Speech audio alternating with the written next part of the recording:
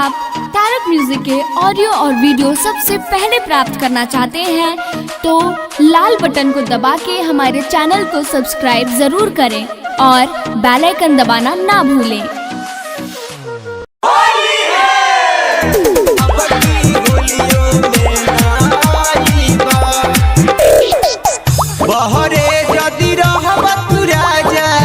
कैसे बाजी होलिया में बाजा, होलिया में बाजा, होलिया में बाजी बहरे जदी रहबा तू राजा।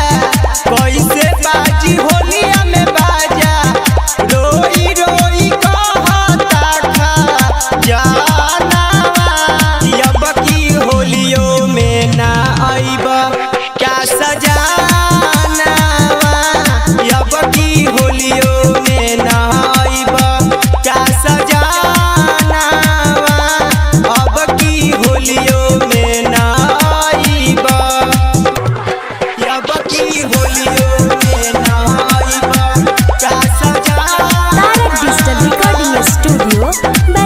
रुपिया कमा के कहोई सूखे जब न मिली, जाके रहता तू दिल्ली हो,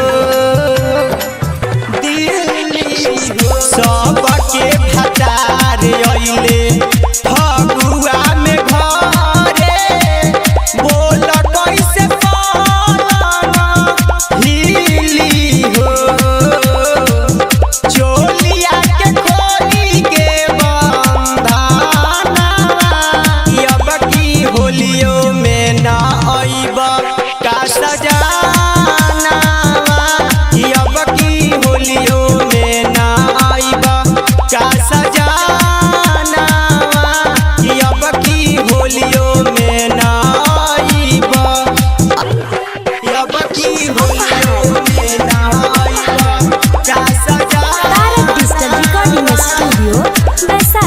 नीरज दीवाना मनवा जाटा पागलाई, संजय बिना कुछो ना बुझाता हो।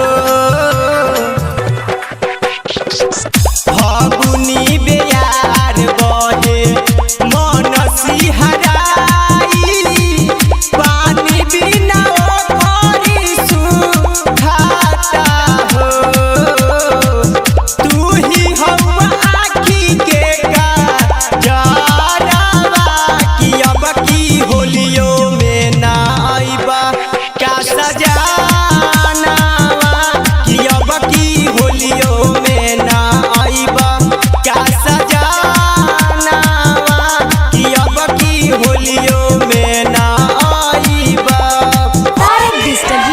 स्टूडियो वैशाली।